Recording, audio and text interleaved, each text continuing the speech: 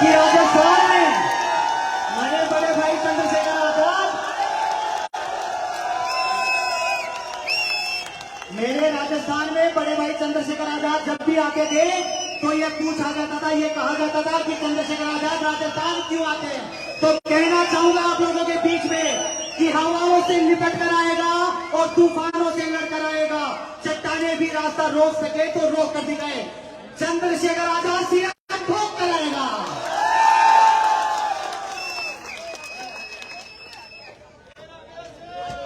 धन्यवाद राजेश जी। आज मुझे पता लगा कि राजेश में भी एक बहुत टैलेंट है और ये टैलेंट आज देखने को भी मिला, क्योंकि आप सुबह से इंतजार कर रहे हैं। मैंने सभी साथियों को रोका कि भाई आप रुक जाओ, अभी आज ज्यादा बात मत रखो, क्योंकि हम जनता की मदद के लिए हैं, उनको परेशान करने के लिए नहीं। तो मैं बहुत कम शब्दों में अपनी बात रखूंगा, लेकिन उससे पहले समय समय पे इस भारत की धरती पे जो संत गुरु महापुरुष जन्मे, मैं उन सबको नमन करता हूं। नमन इसलिए करता हूं क्योंकि उन महापुरुषों के संघर्ष की वजह से हमें देश में स्वाभिमान सम्मान का जीवन मिला। ये जो साथी यहाँ खड़े, बैठ जाओ, बैठ, इधर वाले भी बैठो, बैठ जाओ। हमारे बहुत सीनियर लोग बैठे हैं, दरवाजे बैठे हैं, कॉलम कर नीचे देखिए। ये उदाहरण है आपके लिए, कितने सीनियर नेता हमारे नीचे बैठे हैं। तो इससे हमें सीख लेनी चाहिए कि हमें इस तरह से जमीन पर रह के अपने काम को मजबूत करना है।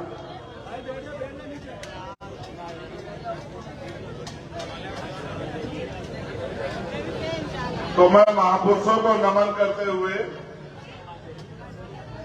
अपनी बात की शुरुआत करूंगा, लेकिन हमारे साथियों ने मुझसे कहा कि सबसे पहले हम भारतीय संविधान की प्रस्तावना को पढ़ेंगे।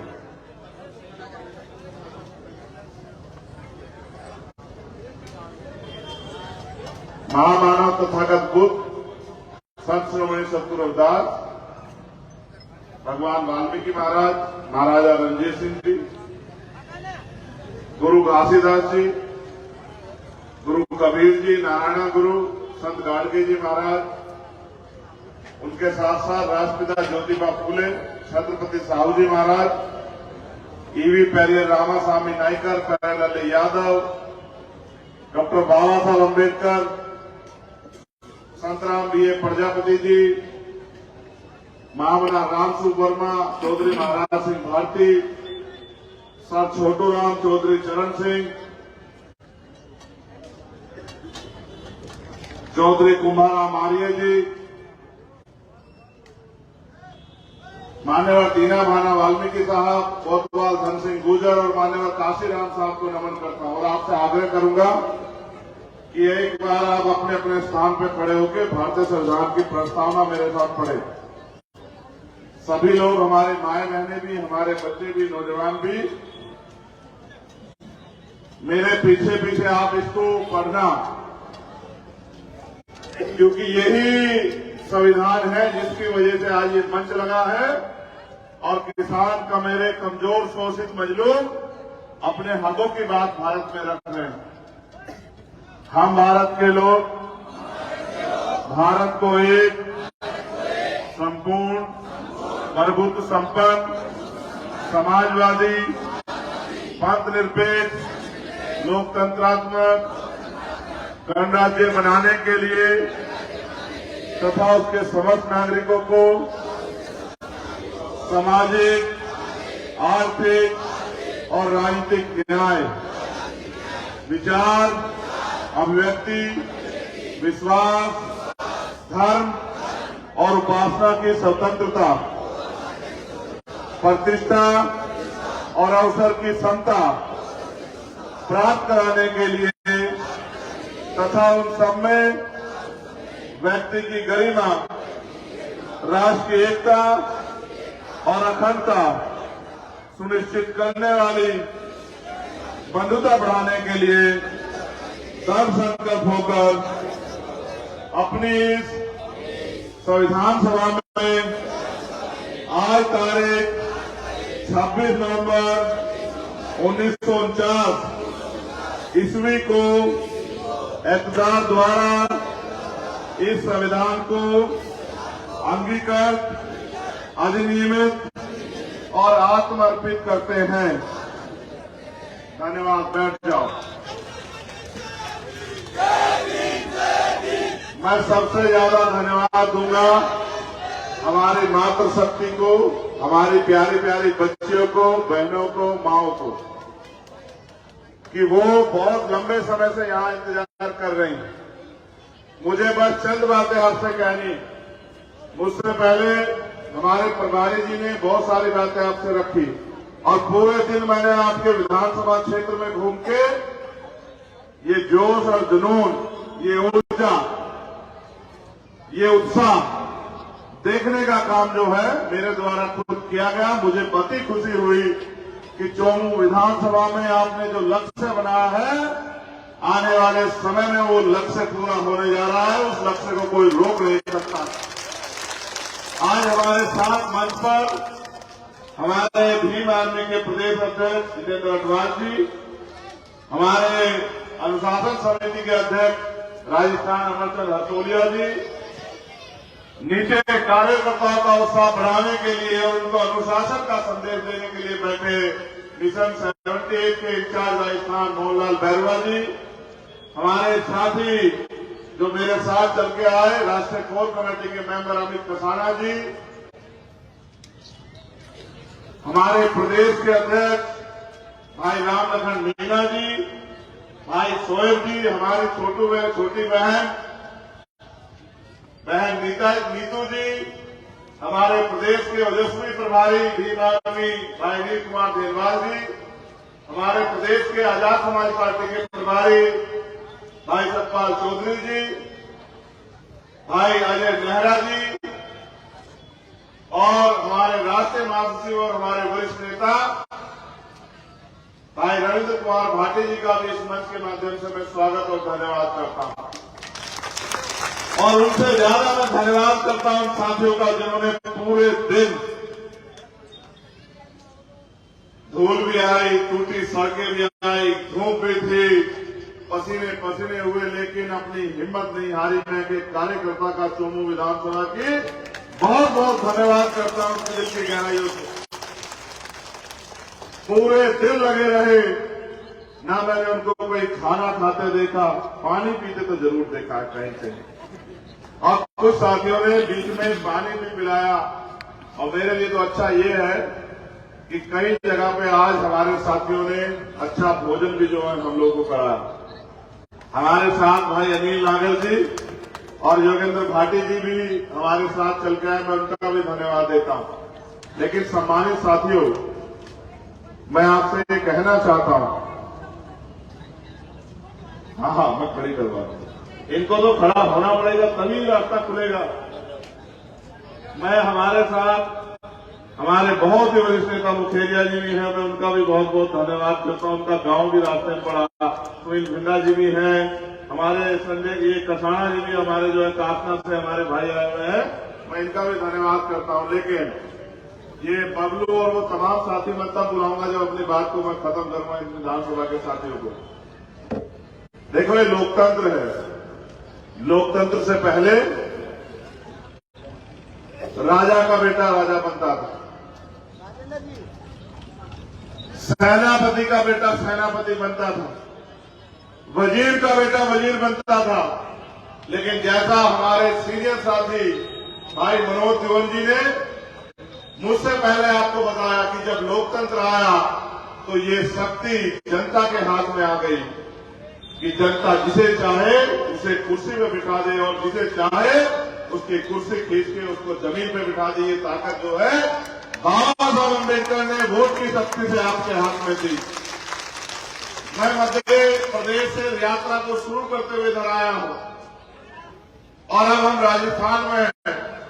राजस्थान में राज तो किसी और का है, आपके हिस्से में क्या है ये मैं आपको बस जरा सा बता दूं कि मेरे आज भी याद है, मैं जेल से छूटा तो हम लोग थाना गाजी आए, भाई महेंद्र जी भी हमारे साथ, फिर हम लोग चूरू आए, फिर हम लोग लगातार आते रहे। कभी पाली, जब मुंह से रखने पे हत्या हुई, जब मटकी छूने पे हत्या हुई, इंद्र मेघवाल के परिवार से मिलने, फिर हम ओम प्रकाश रेगर, हमारे छोटे भाई, जब उन्होंने सुसाइड किया, जब अपमान उनके परिवार का हुआ, न्याय नहीं दिला पाए और पूरी सरकार ने उनका मजाक उड़ाया, और एक मेरे छोटे भाई ने सुसाइड किया, उनको न्याय दिलाने के लिए हम लोग यहां अजमेर में डटे रहे।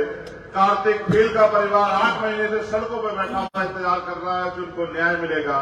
बहन तोला गुजर के साथ जो अन्याय हुआ, और तमाम तरह से जो इतने प्रकरण है, बगड़ी प्रकरण हो और प्रकरण है, मैं तो यहां तक बताऊं, सीएचए के भाई जो हैं, अभी मुझे एक साथी मिला, उन्होंने कहा सीएचए वालों का भी ध्यान रखना। मैं तो उनसे कहना चाहता हूं, सीएचए वाले अगर हमारी मदद करेंगे तो सीएचए के सभी साथियों को उनकी नौकरी है वापस दिलाने का काम हम लोग करेंगे। इस बात को आप मेरी याद करना। जब मैं उनकी लड़ाई लड़ने के लिए उनकी हक की आवाज उठाने तो 4 दिन मुख्यमंत्री जी ने मुझे उठा के जेल में गिरवा दिया। अब मैं तो जेल जाता रहता हूं, जेल से कौन घबराता। मैं और हमारे 20 साथी 4 दिन तक जेल में रहे, जेल की समस्याएं सुनते रहे। उसके बाद बाहर आए, फिर संघर्ष के दौर में चले गए। मैं आपको ये बातें इसलिए कह रहा हूं, अगर आपके पास शक्ति नहीं होगी तो आपके साथ अन्याय होगा, और अगर आप अन्याय को रोकना चाहते हो तो इसकी ताकत बाबा साहब अम्बेडकर ने वोट के रूप में आपको दी है। अगर आप अपनी वोट को संगठित करके अपने लोगों को दो, जो लोग बिना किसी स्वार्थ के पिछले 6 साल से जिंदा देख करके आपके बीच में खड़े हैं और तमाम तरह के अन्याय पे आपकी आवाज बन के खुद भी लाठियां, गोलियां, मुकदमे, जेलें, तमाम तरह की मुसीबतों का सामना कर रहे हैं, ऐसे भीम आर्मी के एक एक बहादुर साथी का मैं धन्यवाद करता हूं जिन्होंने इस सरकार को, और उससे पहले 2 अप्रैल 2018 में भारतीय जनता पार्टी की सरकार के दांत खट्टे करके बता दिया था कि अगर हमारे खिलाफ कोई भी फैसला होगा ना हम सुप्रीम कोर्ट का सम्मान करेंगे और ना ही हम किसी सरकार का सम्मान करेंगे। जो भी हमारे अधिकारों के साथ खेलने का काम करेगा उस सरकार को भी और उस व्यवस्था को भी हम लोग धूल चटाने का काम करेंगे। ऐसे अपने बालों साथियों का धन्यवाद देता हूं।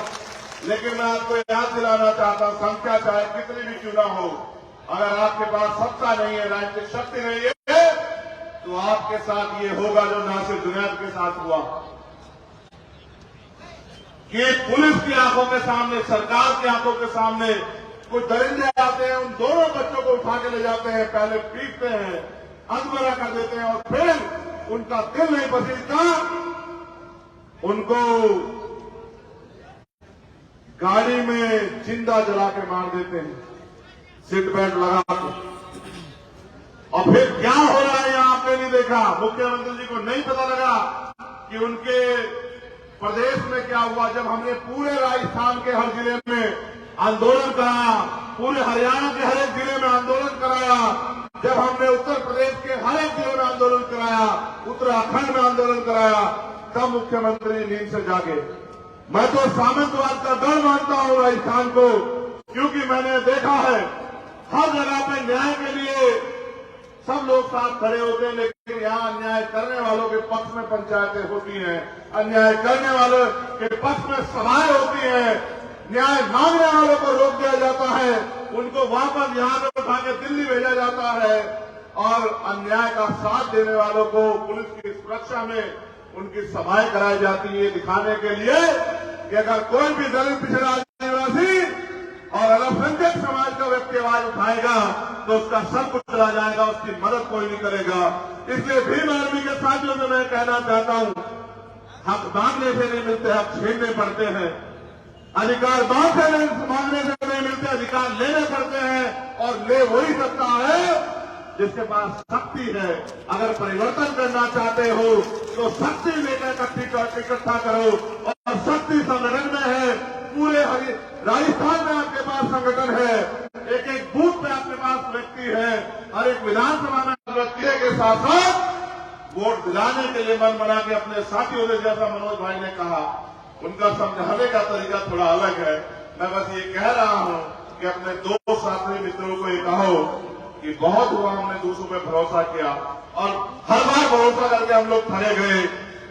अब हमें किसी के भरोसे नहीं रहना। अब हम पे अपना घर है, अपना प्लेटफार्म है, जिस प्लेटफार्म पे हम अपने हकों की आवाज उठा सकते हैं और अन्याय को दमन करने वालों को सबक सिखा सकते हैं। अगर आप न्याय दिलाना चाहते हो तो संघर्ष करो सड़कों पे, और अगर चाहते हो कि आपके लिए अवसर पैदा हो और अन्याय आपके साथ हो ही नहीं, फिर किसी जितेंद्र मेघवाल, इंद्र मेघवाल और प्रकार अगर काते बिल और नासिर जुनैद के साथ अन्याय ना हो तो फिर अपनी ताकत बढ़ाओ, क्योंकि जिनके पास ताकत होती है उनको जुल्म की परछाई भी नहीं छू सकती है।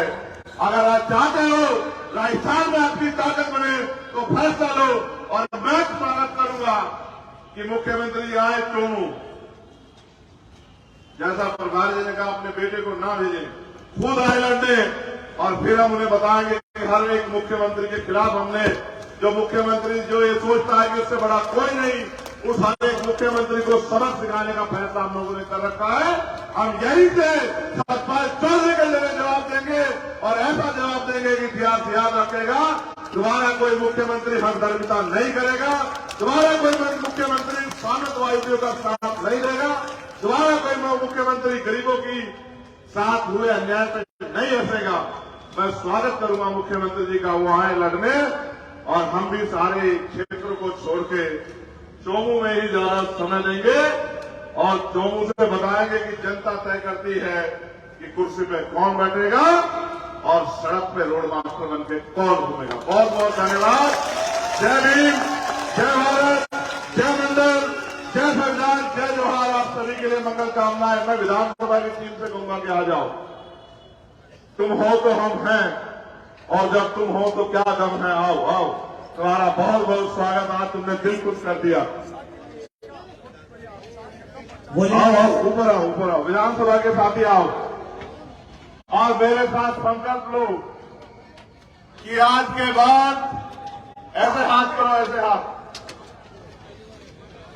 आज के बाद हम लोग बिल्कुल चैन से नहीं बैठेंगे और दिन रात अपने क्षेत्रों में जाके अपनी जिम्मेदारी को पूर्ण ईमानदारी से निर्वहन करके आजाद समाज पार्टी का खाता सबसे पहले जब रिजल्ट आएगा 10:30 बजे चोमू विधानसभा से खोलने का काम करेंगे।